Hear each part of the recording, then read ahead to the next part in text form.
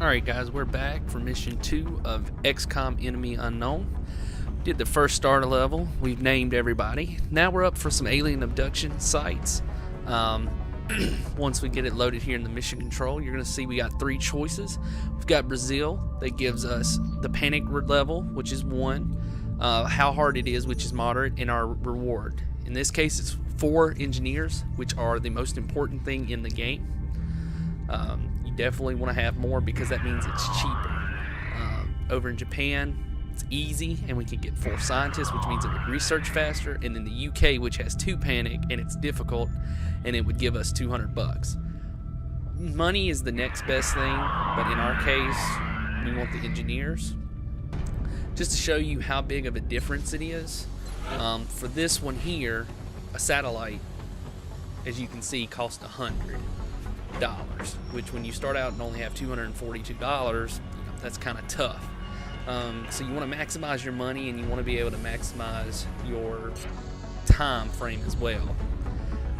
So we're not going to buy a satellite just yet, but we are going to play here in Brazil. We're going to take our squad here that is made up Puff, Cervantes, Flash. We're going to Brazil.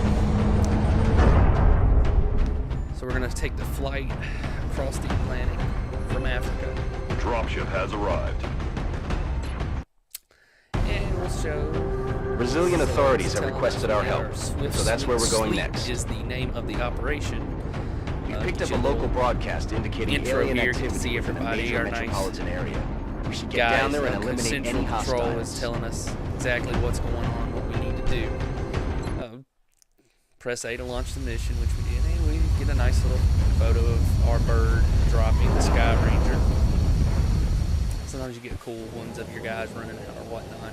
As you can see, it's pouring down rain. Strike team is touching down now. Standing by. In this situation, Roger, Big you want Sky. to try to move Reading you 5 by 5. Sniper Strike last, 1 just in green case light for we the find flight. somebody close. He may be able to take a shot at it. But you definitely want to get behind cover, and that's what we're working on right here. We'll swap over to pistols, a shotgun. If somebody runs in the line of sight, they're not going to run that close for the shotgun. So we'll use the pistol because the pistol doesn't use any ammo. It's pretty much unlimited, so that's a good thing for the assault and the snipers, just in case your snipers get caught with their pants in, so to speak. We're going to flank out here, just see where we're getting at. There's more obstacles here on the right that we can use as safety, and so much on the left, so that's why I sent 2 guys over to the right, 1 guy in the middle, and then our assault will eventually go to the left. And that's what he's working on right this second. Roger that. Scanning. Like I said, just staying behind cover, going through, just trying to find out what we can. Stepping off. Normally I don't dash like this, but I could dash. It's behind full cover, and we could see somebody. Solid copy, Commander. See somebody whenever, if they do show up. As you saw, we just saw somebody on that one edge there. So what we're going to do is we're going to move up here to once, just see if we can see anybody. The problem is with a sniper, you cannot shoot them after you've moved unless you want to go. So we're just going to try with the pistol. He does have the yellow, which means that he was caught flanked, but unfortunately we weren't able to take advantage of it. So now he's going to try to come out. And he missed, but you can't see that. That thing's going to blow. So we have our turn here to move. If we do not move from there, it will blow up and kill us. Sniper's going to take a shot, and that's easy. Here in the beginning, really, the game is to try to get your snipers to level up as quickly as possible, just for the simple fact that you can get what's called squad sight, and that means that they can, the sniper, as long as he's in the line of sight, he can use what a teammate sees. I think it's something ridiculous, like it goes from 45 tile range with the sniper to 100. So yeah, I mean, it's ridiculous how big it is. So it's very important. The hard thing is naturally you're normally going to have your other soldiers run into people before your sniper. Now, as you saw, they had a sectoid Overwatch, we didn't realize that and ran into it. Thankfully, the sectoid was a terrible shot and missed. So now we're going to try to figure out exactly what we're going to do. We're going to hunker down only because we're in half cover and we really didn't have a great shot. That's affirmative. And we're going to see if our assault rifle has a better shot than the LMG. He really doesn't. But what we're going to do is the good thing about a support is he has a smoke grenade for one turn will bump your defense up by 20 points. So theoretically, he's got 20 defense for the half cover, and then with the smoke grenade, he's bumped up to 40. So it would basically be like he was in front of full coverage. Whereas since the other guy hunkered down, he got doubled. He got the double 20, which would be your 40, which is your standard, your full cover, plus the 20%. So he's pretty much protected big time. Here we are. We got just a pistol that's going to take a reaction shot. Unfortunately, he does miss. You know, as I said, it doesn't lose any in terms of weaponry. What happened there was that the alien, the sectoid, ran up, didn't like what he saw, and decided to bail out. Now we can take a shot. It isn't a great shot though, so what we're going to try to do is we're going to see if we can get closer. Unfortunately, we'd have to dash to get to the cop car, so that would make us lose our turn and move closer to the alien. So that's not exactly. So we were just going to move the other side of him and set up an over. We're going to just kind of build a funnel there. That way, if he wants to come down, we're just going to blast him. On overwatch.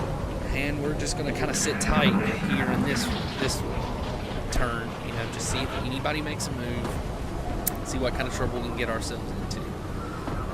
Nobody did, so we're going to try to fan out a little bit. We know where one guy is. Well, at this classic difficulty, we know it's going to be tougher. So, you know, we're going to try, you know, we know there's going to be more than just this one guy, so we're just trying to be careful. Another thing I did that last turn was move a little closer on the side of this car here, so then this turn I could move to the cop car. And that's what I'm doing here. I'm doing pretty much the exact same thing. I got my eyes on it. Just putting in Overwatch. That way, if somebody comes walking up, hey, we're there. We can give I'm on it, Commander. Here they come. Happens. As our assault man runs up, there's 4 other aliens. So there's where the rest of them are hiding at. The only problem is once you see them, then they're going to really act aggressive for the most part. So now we have to figure out what's going to be our best course of action. We got 2 guys that can take a shot at us.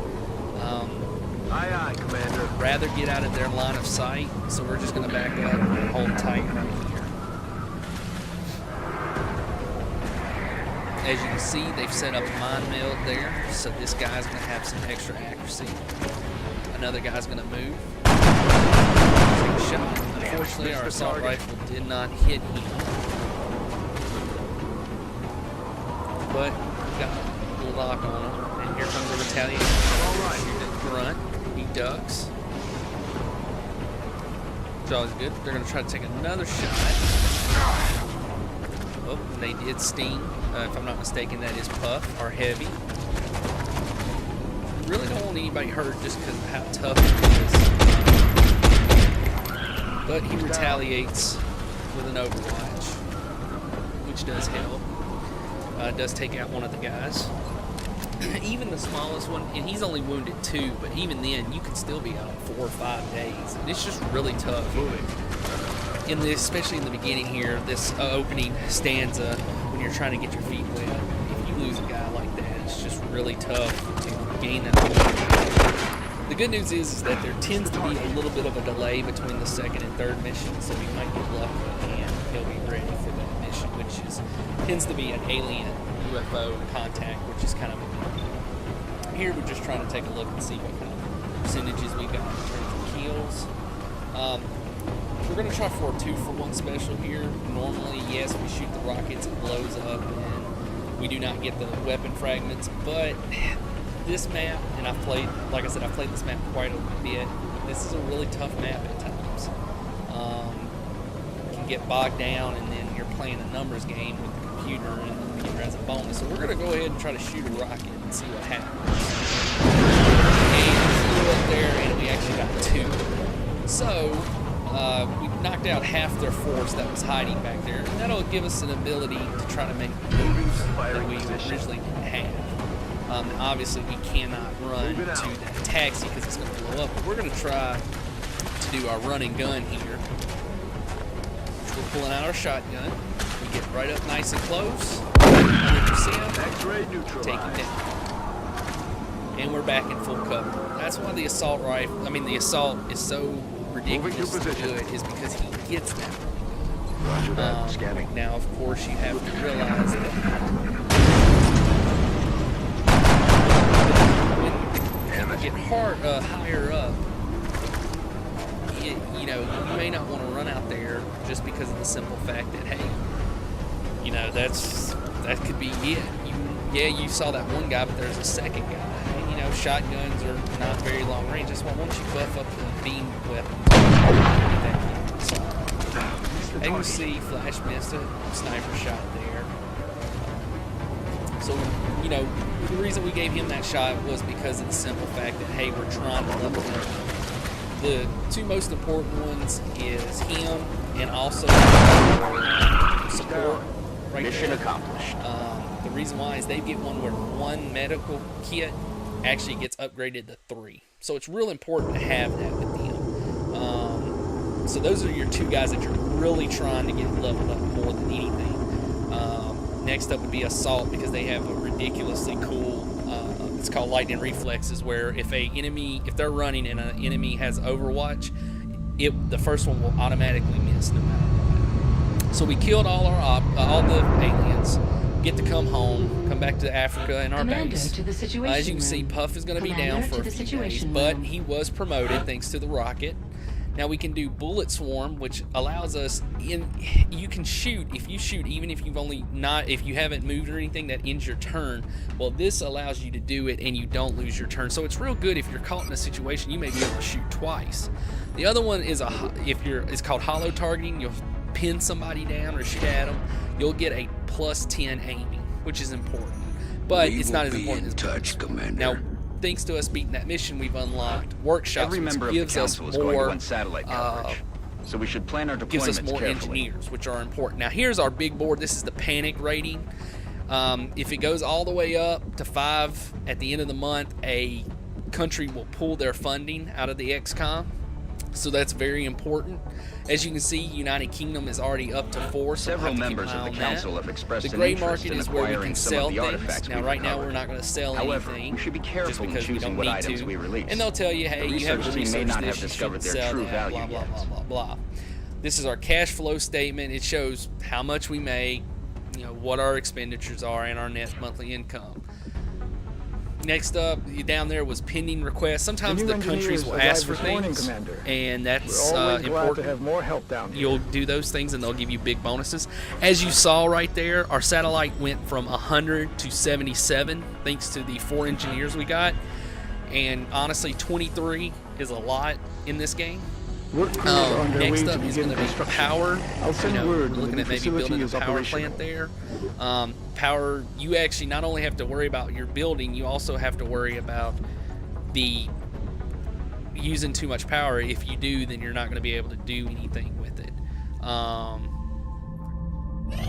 It's kind of one of those dual things you have to worry about. You have to worry about spacing and that. We just finished our excavation. So we got to start on our other one. As you can see, we've got our 2 steam vents over there on the side, so we can build our power plants and steam vents, and they actually give you more power. So that's important. We lucked up there, got those 2 right next to each other, so that'll give us bonuses as well. They cost a little more, but they give a lot more power. So what we're doing is we're trying to be very careful here because it takes 21 days to build a satellite. So we want to launch a satellite before the council report so we can get that money. Now we finished our weapon fragments, so that means we're working toward, we got a scope that we can buy that's, naturally for any gun. It actually works for any gun, but we're going to give it to our sniper. And we had the research alien fragments. Basically, it's going to do for armor, and that's something else we'll definitely need to worry about. And as you can see, we've got just a few days before the council report, so we're going to fast forward here.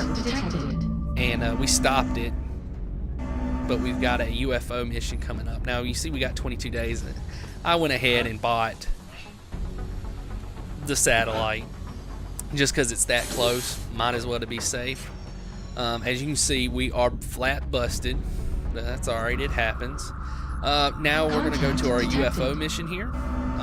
This one's a small one since it's our first one, so we're going to send out our Raven, which is our aircraft. It comes with just standard missiles. You can upgrade them by researching different aliens and whatnot. Researching a few other things, you get like a big cannon and some other things. You can actually even kind of build your own UFO eventually.